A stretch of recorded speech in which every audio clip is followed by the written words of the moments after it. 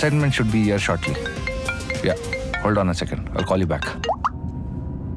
ಅಮ್ಮ ಊಟ ಆಯ್ತಾ ಸಿದ್ದು? ಆಯ್ತಮ್ಮ, ಫ್ಲೈಟಲ್ಲೇ ಮಾಡಿದೆ. ಸರಿಪಾ, ಫೋನ್ ಸ್ವಲ್ಪ ಡ್ರೈವರ್ ಕೊಡು. ಅಮ್ಮ, ನೀ ನನ್ನ ಬಗ್ಗೆ ಎಷ್ಟು ಕೇರ್ ತಗೊಂತೀಯ ಅಂತ ಅವನು ತುಂಬ ಚೆನ್ನಾಗಿ ಗೊತ್ತು.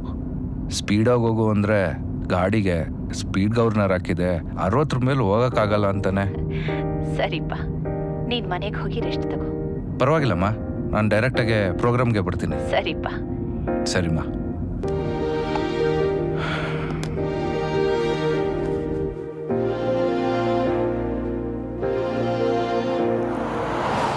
ಆತ್ಮೀಯರೇ, ಇಲ್ಲಿ ಸೇರಿರೋ ಅನ್ನಪೂರ್ಣೇಶ್ವರಿ ಗ್ರೂಪ್ ಆಫ್ ಕಂಪನೀಸ್ನ ಎಲ್ಲರಿಗೂ ನನ್ನ ನಮಸ್ಕಾರಗಳು. ಈಗ company managing director Annapurna Shivakumar ಅವರು ನಿಮ್ಮನ್ನು ಉದ್ದೇಶಿಸಿ ಒಂದೆರಡು ಮಾತನಾಡಲಿ ಅಂತ ಕೇಳ್ಕೊತೀನಿ.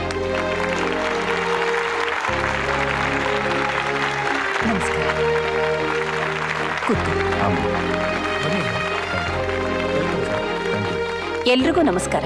ನಿಮ್ಮನ್ನೆಲ್ಲ ಇಲ್ಲಿ ಯಾಕೆ ಕರೆಸ್ಕೊಂಡೆ ಅಂತ ನೀವು ಯೋಚನೆ ಮಾಡ್ತಿರಬಹುದು. ಸಾಧಾರಣವಾಗಿ ಇಂಥದ್ದನ್ನೆಲ್ಲ ಯಾವುದಾದ್ರೂ ಆಫೀಸ್ನಲ್ಲೋ, ಲಾಯರ್ ಎದುರಿಗೋ, ಆಡಿಟರ್ ಎದುರಿಗೋ ಮಾಡಬೇಕು. ಆದ್ರೆ ನನಗೆ ಈ ಕೆಲಸನ ನಿಮ್ಮೆಲ್ಲರ ಮುಂದೆ ಮಾಡಿದ್ರೇನೆ ಸಂತೋಷ.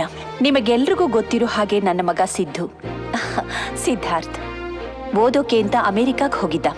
ಈಗ ಓದು ಮುಗಿಸಿ ವಾಪಸ್ ಬಂದಿದ್ದಾನೆ.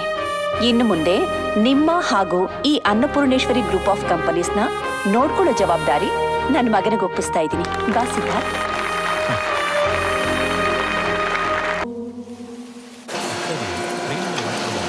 ಅಮ್ಮ, ಚೆನ್ನಾಗಿದೆ ಅಜ್ಜಿ. ಈ ಅಜ್ಜಿ ಯಾರಂತ ಗೊತ್ತಾಯ್ತಾ? ಗೊತ್ತಾಗದೆ ಏನಮ್ಮ, ಮೀನಾಕ್ಷಿ ಅಜ್ಜಿ ತಾನೆ. ಪರವಾಗಿಲ್ಲಪ್ಪ, ಇನ್ನೂ ಜ್ಞಾಪಕ ಇಟ್ಕೊಂಡಿದೀಯಲ್ಲ. ಹಾ ಅಜ್ಜಿ. ಬಾ, ಇದೆಲ್ಲ ಹೊಸ ಮಿಷನ್ ಸೆಕ್ಷನ್.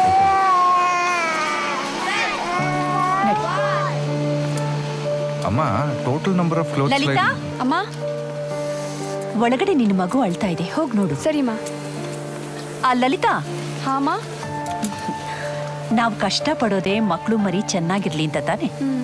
ಅಂಥದ್ರಲ್ಲಿ ಮಗು ಅಳುವಾಗ ತಾಯಿ ಕೆಲಸ ಮಾಡ್ತಿದ್ರೆ ಏನ್ ಚೆನ್ನಾಗಿರುತ್ತೆ ಹೇಳು. ಹೋಗಿ ಮಗುನ ಸಮಾಧಾನ ಮಾಡು, ಹೋಗು. ಆಯ್ತು.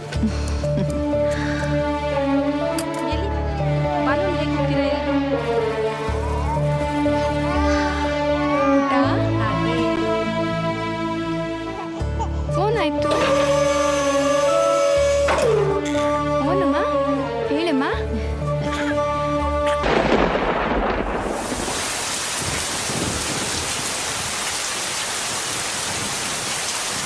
ಹುಡುಗ ಎದ್ದೇಳು, ಬಾಯಿಲಿ ಅಲ್ಲಿ ಕೂತ್ಕೋಬೇಡ, ಬಾಯಿ ಕಡೆ ನನ್ನ ಮಾತು ಕೇಳು.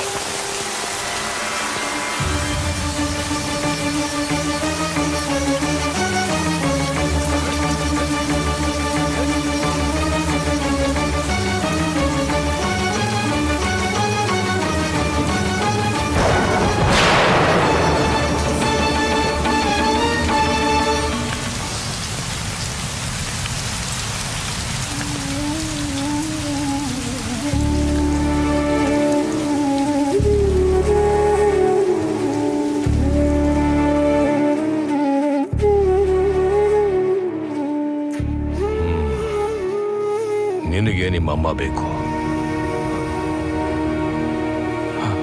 ಹೌದು. ನಿಮ್ಮಮ್ಮ ಮೊದಲಿನ ಥರ ಆಗೋದಕ್ಕೆ ಇಲ್ಲಿವರೆಗೂ ನೀ ಏನ್ ಮಾಡಿದೀಯಾ? ಪ್ರಪಂಚದಲ್ಲಿರೋ ಎಲ್ಲ ಹಾಸ್ಪಿಟಲ್ಸ್ ನಿಮ್ಮಮ್ಮ ಸಂಪಾದನೆ ಮಾಡಿಟ್ಟು ದುಡ್ಡನ್ನ ಖರ್ಚು ಮಾಡಿದೀಯಾ ಅಷ್ಟೇ. ನೀನೇನ್ ಮಾಡಿದೀಯಾ? ನಿಂದು ಅಂತ ಏನಾದರೂ ಖರ್ಚು ಮಾಡಿದೀಯಾ? ಕೊಡೋದಿಕ್ಕೆ ಖರ್ಚು ಮಾಡೋದಿಕ್ಕೆ ನಂದು ಅಂತ ಏನಿದೆ ಸ್ವಾಮಿ? ಇದ್ರೆ ಖಂಡಿತವಾಗ್ಲೂ ಕೊಡ್ತೀನಿ. ಏನ್ ಕೇಳಿದ್ರು ಕೊಡ್ತೀಯಾ? ಕೊಡ್ತೀನಿ. ನಿನ್ನ ಆಸ್ತಿ, ಹಣ, ಅಂತಸ್ತು, ಗೌರವ, ಅಧಿಕಾರ ಎಲ್ಲಾನು ಬದಿಗಿಟ್ಟು ಸಾಮಾನ್ಯರಲ್ಲಿ ಸಾಮಾನ್ಯನಾಗಿ ಬದುಕಬೇಕು. ನಿನ್ನನ್ನು ಈ ಪ್ರಪಂಚಕ್ಕೆ ಪರಿಚಯ ಮಾಡಿಕೊಟ್ಟ ನಿನ್ನ ತಾಯಿಗೋಸ್ಕರ ನೀನು ನಿನ್ನ ಗುರುತು ಪರಿಚಯನ ತೊರೆದು ಬದುಕಬೇಕು. ಹಸಿವು ಅನ್ನೋ ಪದದ ಅರ್ಥನೇ ಗೊತ್ತಿಲ್ಲದೆ ಬೆಳೆದವನು ನೀನು. ಒಂದು ಹೊತ್ತಿನ ಊಟಕ್ಕೂ ಬೇರೆಯವ್ರ ಹತ್ರ ಬೇಡಿ ತಿನ್ಬೇಕು.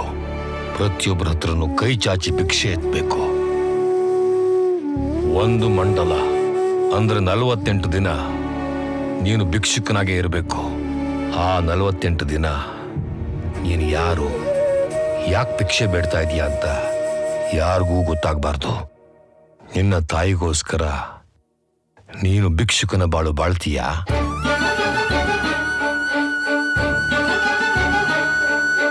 ಆ ಥರ ಮಾಡಿದ್ರೆ ನಮ್ಮಮ್ಮ ಮೊದಲಿನ ಥರ ಆಗ್ತಾರೆ ಸ್ವಾಮಿ. ಆ ಥರ ಮಾಡಿದ್ರೆ ಭಿಕ್ಷೆ ಅನ್ನೋ ಪದಾನೇ ನಿನ್ನ ಬಾಯಿಂದ ಬರ್ತಾ ಇಲ್ಲ. ಇನ್ನು 48 ದಿನ ಭಿಕ್ಷುಕಂತರ ಜೀವನ ಮಾಡಿ ಹರಕೆಯಾಗಿ ತೀರಿಸ್ತೀಯ. ನಿನಗೇನು ಸಿಗತ್ತೆ ಅನ್ನೋದು ಮುಖ್ಯ ಅಲ್ಲ, ಅದನ್ನ ಪಡ್ಕೊಳ್ಳೋದಕ್ಕೆ ನೀನೇನು ಕೊಡ್ತೀಯಾ ಅನ್ನೋದು ಮುಖ್ಯ. ಪ್ರಪಂಚದ ನಿಯಮ ಸ್ಪಷ್ಟವಾಗಿದೆ. ಕೊಡು, ತಗೋ. ಕೊಟ್ರೇನೆ ಸಿಗೋದು. ಎಷ್ಟೋ ತಾಯಂದ್ರು ಮಕ್ಕಳಾಗಲಿ ಅಂತ, ಮಾತು ಬರ್ದಿರೋ ಮಗುಗೆ ಮಾತು ಬರಲಿ ಅಂತ, ವಯಸ್ಸಿಗೆ ಬಂದ ಮಕ್ಕಳಿಗೆ ಬೇಗ ಮದುವೆ ಆಗಲಿ ಅಂತ ಹರಕೆ ಕಟ್ತಾರೆ, ಉರುಳು ಸೇವೆ ಮಾಡ್ತಾರೆ, ಉಪವಾಸ ಮಾಡ್ತಾರೆ, ಬರೀ ನೆಲದಲ್ಲಿ ಅನ್ನ ತಿಂತಾರೆ, ಬೀದಿಲಿ ಭಿಕ್ಷೆ ಎತ್ತಿ ದೇವ್ರ ಹುಂಡಿಗೆ ಹಾಕ್ತಾರೆ. ಆದ್ರೆ ಆ ತಾಯಂದ್ರೆ ಯಾರು ನೀನು ಕೇಳೋ ಹಾಗೆ ಪ್ರಶ್ನೆ ಕೇಳಲ್ಲ. ಯಾಕೆಂದ್ರೆ ಅವರಿಗೆ ಮಕ್ಕಳು ಬರೀ ಮಕ್ಕಳಲ್ಲ, ಅವರ ದೇಹದ ಇನ್ನೊಂದು ಉಸಿರು. ನಿನಗೂ ನಿನ್ನ ತಾಯಿ ನಿನ್ನ ಉಸಿರಾದರೆ ನೀನ್ ಈ ಕೆಲಸ ಮಾಡ್ತೀಯ. ನೆನಪಿರ್ಲಿ, ಆ 48 ದಿನ ಎಂಥ ಸಂದರ್ಭದಲ್ಲೂ ನೀನು ಯಾರು ಅನ್ನೋ ವಿಷಯ ಯಾರಿಗೂ ಗೊತ್ತಾಗಬಾರ್ದು. ಹಿಂದಿನ ದಿನ ಭಿಕ್ಷೆ ಬೇಡಿ, ಅದರಲ್ಲಿ ಖರ್ಚು ಮಾಡಿ ಉಳಿದ ದುಡ್ಡನ್ನ ಪ್ರತಿದಿನ ಬೆಳಿಗ್ಗೆ ದೇವರ ಹುಂಡಿಗೆ ಹಾಕ್ಬೇಕು. ಮತ್ತೆ ಖಾಲಿ ಕೈಯಲ್ಲಿ ನಿನ್ನ ದಿನನ ಶುರು ಮಾಡಬೇಕು. ಮಾಡ್ತೀಯಾ?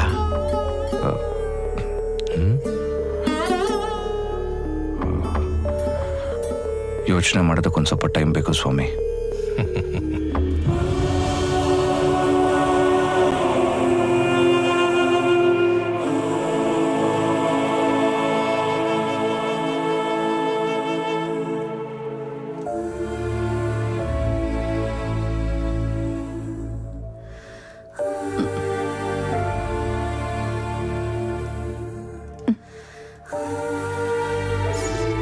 ಸಿದ್ದು,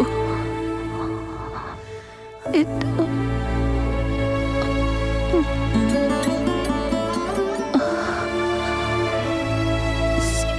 ಸಿದ್ದು, ಅಮ್ಮ, ಸಿದ್ದು, ಅಮ್ಮ, ಸಿದ್ದು, ಹೇಳಮ್ಮ. ಅಮ್ಮ,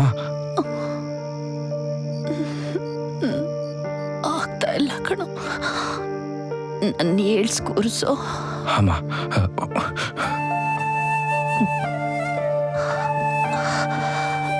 ನೀರು ತಂದಮ್ಮ.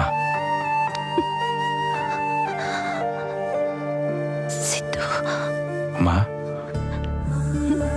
ನಾನು ಸತ್ತು ಹೋಗ್ತೀನೇನೋ? ಇಲ್ಲಮ್ಮ, ಹಾಗೇನು ಆಗಲ್ಲ.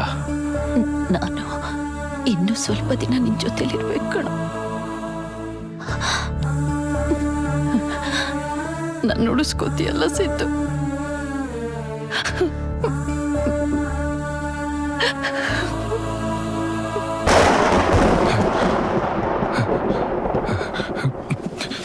ಮಾ,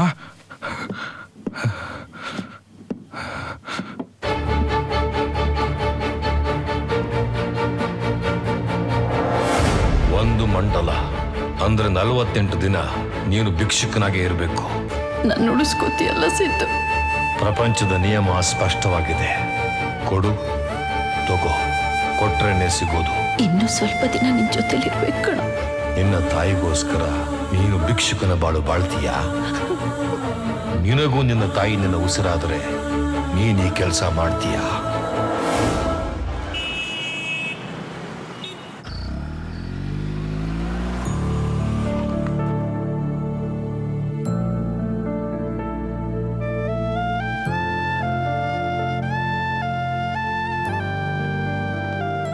ಸಿದ್ದು, ಹಾ, ನಿನ್ ದೊಡ್ಡಪ್ಪ ಬಂದಿದ್ದಾರೆ.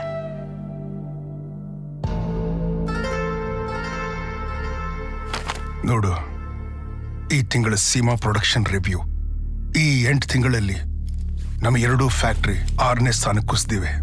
ಎಷ್ಟು ದಿನ ನಿಮ್ಮಮ್ಮ ಕೋಮಲಿದ್ಲು ಅಂತ ನಾ ಏನೂ ಅಂದಿರಲಿಲ್ಲ, ಆದರೆ ಈಗ ಬೇರೆ ದಾರಿ ಇಲ್ಲ ಅಂತ ಬಂದಿದ್ದೀನಿ. ನೀನೇ ಯೋಚನೆ ಮಾಡು, ನೀನು ವ್ಯಾಪಾರ ನಡೆಸ್ತಾ ಇರೋ ರೀತಿ ಸರಿಯಾಗಿದೆಯಾ ಅಂತ.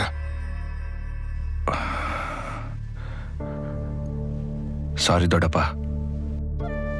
ಅಮ್ಮ ಈಗಿರೋದ್ರಿಂದ ಬಿಸ್ನೆಸ್ಸಲ್ಲಿ ಕಾನ್ಸಂಟ್ರೇಟ್ ಮಾಡೋಕ್ಕಾಗಲಿಲ್ಲ. ಮಾರ್ಬಿಡ ಮತ್ತೆ.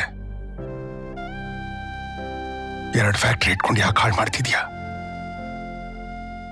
ಮಾರಿದ್ರೆ ಆಸ್ತಿನಾರು ಉಳಿಯತ್ತೆ.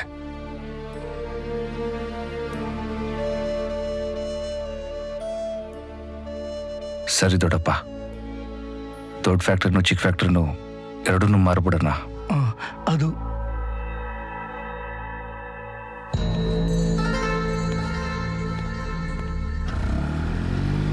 ರಾಜೇಶ್, ಇನ್ನು 48 ದಿನ ನಾನು ಈ ಊರಲ್ಲಿರಲ್ಲ. ಇರಲ್ವಾ? ಹ್ಮ್. ಇಂಥ ಪರಿಸ್ಥಿತಿಯಲ್ಲಿ ಎಲ್ಲ ಹೋಗ್ತಾ ಇದೆಯಾ? ಅದನ್ನೇನು ಕೇಳಬೇಡ. ಏನಾದರೂ ಇತ್ತು ಅಂದರೆ ನಾನೇ ನಿನಗೆ ಫೋನ್ ಮಾಡ್ತೀನಿ. ಫ್ಯಾಕ್ಟ್ರಿದು ಸೈನಿಂಗ್ ಅಥಾರಿಟಿ ಲೆಟರ್ಸ್ ಎಲ್ಲ ಆಫೀಸ್ ಟೇಬಲ್ ಮೇಲೆ ಇಟ್ಟಿದ್ದೀನಿ. ನಾನು ಬರೋ ತನಕ ಎಲ್ಲ ನೀನೇ ನೋಡ್ಕೊ. ನಾನೇಗೋ ಇದೆಲ್ಲ? ಯಾರೇ ಕೇಳಿದ್ರು ನಾನು ಫಾರಿನ್ ಟ್ರಿಪ್ಪಲ್ಲಿ ಇದ್ದೀನಿ ಅಂತ ಹೇಳು. ಅಮ್ಮ, ಹೋಗಿ ಬರ್ತೀನಮ್ಮ.